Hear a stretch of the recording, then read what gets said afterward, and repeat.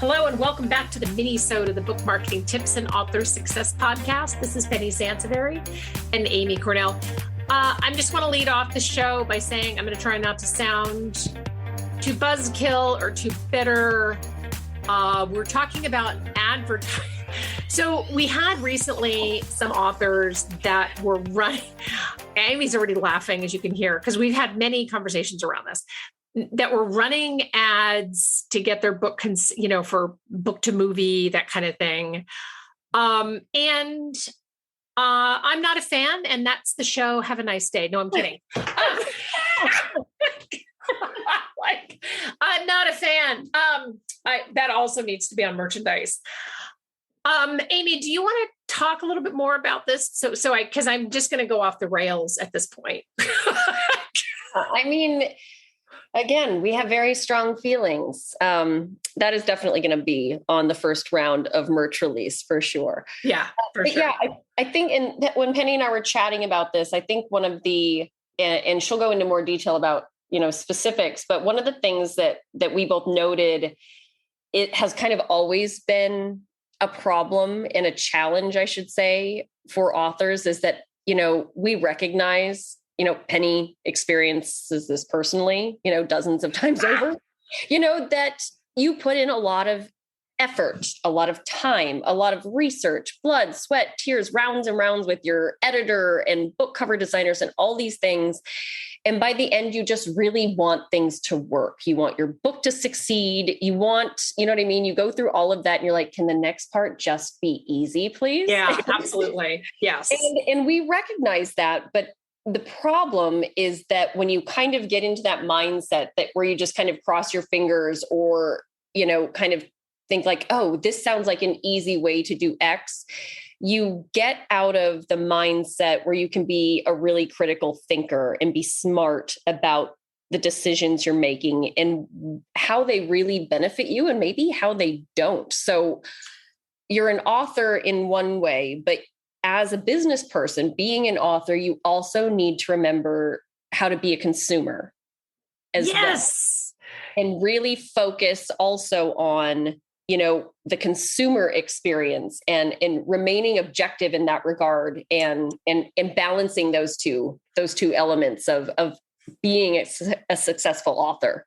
Right. And the other piece of it too is that, ads are usually, so I love Amazon ads. So obviously I'm not opposed to ads. I'm not an advertisement hater, but the reason that I had such a strong reaction to this was the fact that, it was twofold. First off, ads are typically run for the wrong reasons. And one of the things that Amy highlighted was that you want something to be easy, and plunking down the money to run an ad feels easy. Marketing is about message and movement. And I used to say this when I used to go to book trade shows a lot. Now there's fewer of them, sadly, but I used to talk about how, marketing is about message and movement, right? And an ad it's static, right? So when if you're doing an ad, so let's say you're doing a Facebook ad or something. If you're doing a Facebook ad to promote some kind of a limited time something, that's a little bit of a different story. But keep in mind too, that as consumers, we have severe ad fatigue. And it's one of the reasons why, if you are on Google, let's say, and you're searching for handbags or a vacation or whatever, that all of a sudden on other portals, so whether it's Instagram or Facebook or whatever, these ads start to float up. Because what ad companies know is they know that throwing an ad in front of a consumer that may or may not be interested, you may as well just throw that money over the fence and let your neighbor keep it. And you know what I mean? Yeah. So running an ad for the sake of running an ad. And also a lot of times I know authors like to run ads for, maybe my book will be considered as a movie or something like that. The road to movie stardom, the road to getting Netflix or Amazon Prime or whatever to pick up your book as a movie, it requires a lot of effort. It's not impossible, but it requires a lot of effort. And most of it has nothing to do with whether or not you're running an ad. So if you have the extra money and you're just like, oh, I just want to throw some money at this, I expect nothing from it, I would personally invest it somewhere else. But the ads, I mean, and also think about like ads in, publications and magazines. I mean, it's really sad. Like I miss magazines, but not enough that I want to, because I've been reading digital magazines now for several years, not enough that I necessarily want all that paper around my house. I mean, literally, and you're going to crack up, but the only magazine that I keep around for any length of time is the Costco magazine. Oh my God. I love Costco so much. I want Costco to be one of our advertisers. What? Not surprised. I said I'm both a little shocked, but yet not surprised. I know. But so I mean, a cautionary tale is think about what your end game is, right? And we did a couple of shows actually on goal setting and whatnot. Easy is not always the best way to market your book. And we mentioned this in the last mini-sode, which may actually, we're going to change the dates on some of these mini-sodes because some of the information has become more relevant, but we talk about this a lot. You cannot automate your success. There are no shortcuts to success. And I know I sound like one of those motivational posters, but honestly, you really have to put in the work. So if you're going to run, an ad, it's Facebook ad or it's whatever it is, make sure that it's tethered to something to pull the consumer in, because most of the time, I mean, we all know anybody can run an ad. It doesn't necessarily mean that your book has merit, unfortunately, to become a movie or to become, bestseller status. We had an author, I think it was maybe 5 or 6 years ago, who plunked down at the time, it was $5,000 or $5,500 to get a small little corner in the New York Times book section on the weekend. Mm. And his note to me, and don't get me wrong, I love the New York Times, love their book section, love that they're still doing a book section. But the author said to me, he goes, you know what, I will decide what I'm going to do for marketing after I see how many books that this ad sells me. Like that he literally believed that he was going to see book sales come in. And I wrote him after and asked how it went, and he never responded to me because we already know the answer to that. But I think it's just, I mean, we're kind of all, maybe that's just me.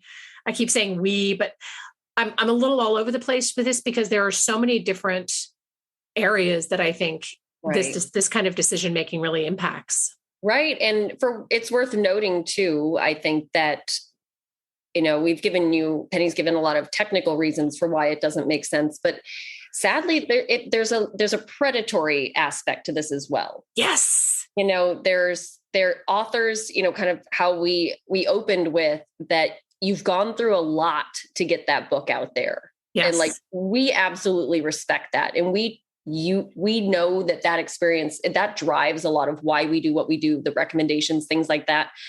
But it works the other way as well. There are companies and people out there that use that to their benefit to kind of sell these pie in the sky hopes and dreams because they know that's what the author wants. They want to hear that this ad is going to get them in front of all these hotshot, network people and things like that. And they take advantage of those goals that you have for yourself.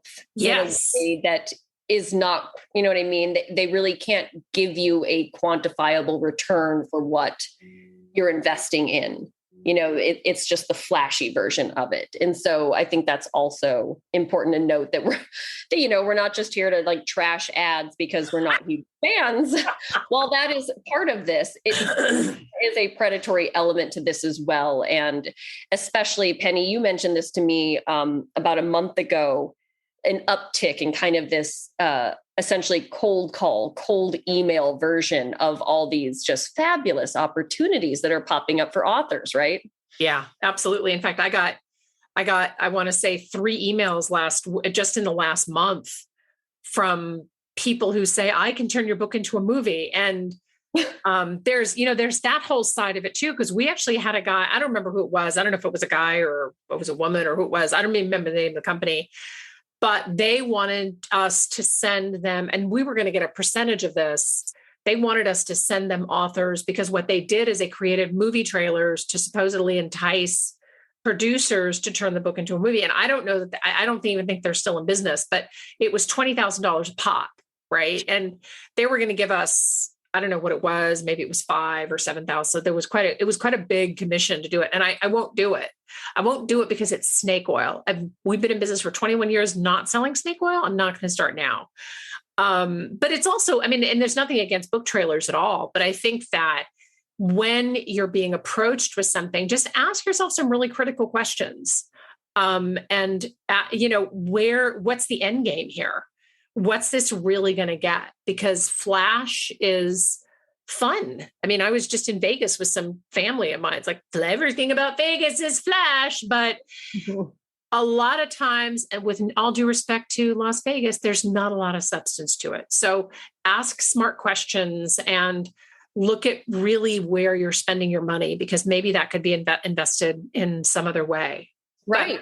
But, yeah. I agree with that. And be a consumer. Remind yourself. Be a consumer. Absolutely. Yes. Be a consumer. Yes. Think about how you've interacted with advertising recently. Think about those kind of things too, and go, because that might actually be a light bulb moment where you go, wow, I can't remember the last time I saved a magazine for more than a week. Thank you. You want to spend $5,000 on an ad in something that's going to be recycled, within, within a week. So things like that. Be a consumer while also, setting goals and figuring out what you need to do to get there.